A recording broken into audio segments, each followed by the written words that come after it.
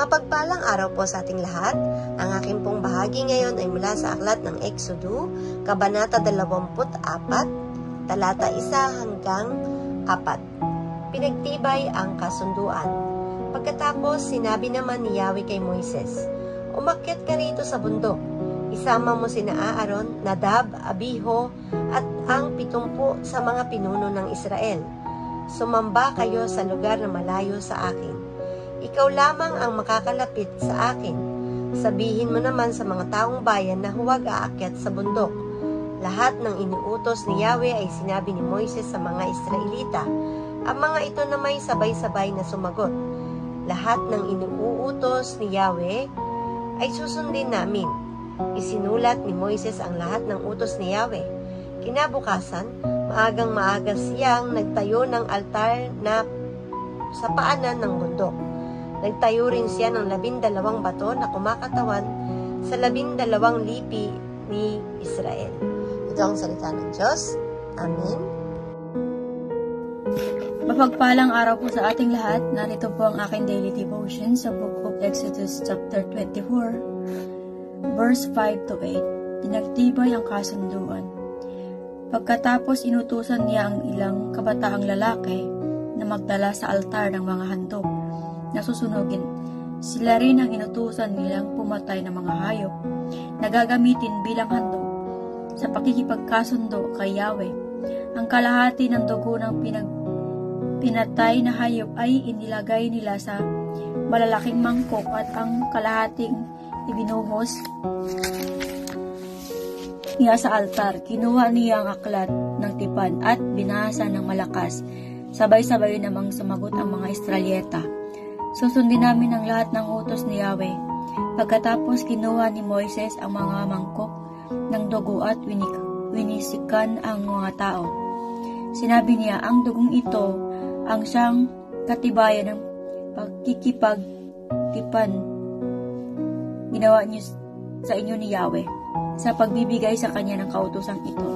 Amen po. Isang mapagpalang araw pong muli sa ating lahat. Muli niyo po akong samahan sa aking pagbabahagi ng salita ng Diyos.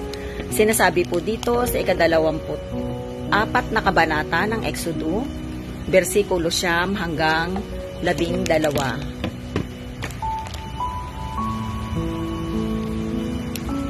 Umakyat nga sa bundok sina Moises, Aaron, Nadab, Abiho at ang 70 pinuno ng Israel. Do'y nakita nila ang Diyos ng Israel. Ang kanyang tuntungan ay parang bughaw, nasa fino at nakakasilaw na parang langit. Ngunit walang masamang nangyari sa kanila kahit nakita nila ang Diyos, at sila'y kumain doon at uminom. Si Moises sa bundok ng Sinai, versikulo 12. Sinabi ni Yahweh kay Moises, "Umakyat ka rito. Maghintay ka at ibibigay ko sa iyo ang mga tapyas ng batong kinasusulatan ng mga kautusan at ng mga tagubilin. Sinulat ko ito upang maging tuntuning ituturo mo sa mga tao." Ito po ang mga salita ng Diyos. Salamat po sa Diyos. Amen. Ang aklat ng Exodus, Kabanata 24, versikulo 13 hanggang 15. Umakyat nga si Moises, kasamang lingkod niyang si Josue. Bago siya lumakad, sinabi niya sa mga pinuno ng Israel, "Hintayin ninyo kami rito. Kasama ninyong may iwan sina Aaron at Hur. Sila ang inyong lapitan sakali magkaroon ng anumang usapin sa inyo." Umakyat si Moises sa bundok at ito'y natakpan ng ulap. Ito ang salita ng Diyos. Amen. Our devotion for today is from the book of Exodus chapter 24, verse 16 to 18. At ang kaluwalhatian ng Panginoon ay nanahan sa ibabaw ng bundok ng Sinai at tinakpan ng ulap na 6 na araw. At sa 7 araw ay tinawag niya si Moises sa gitna ng ulap.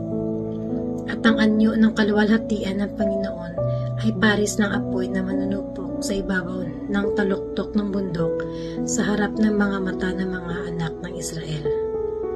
At pumasok si Moises sa gitna ng ulap at sumumpa sa bundok. At si Moises ay natira sa bundok na 40 araw at 40 gabi. This is the word of God. Amen.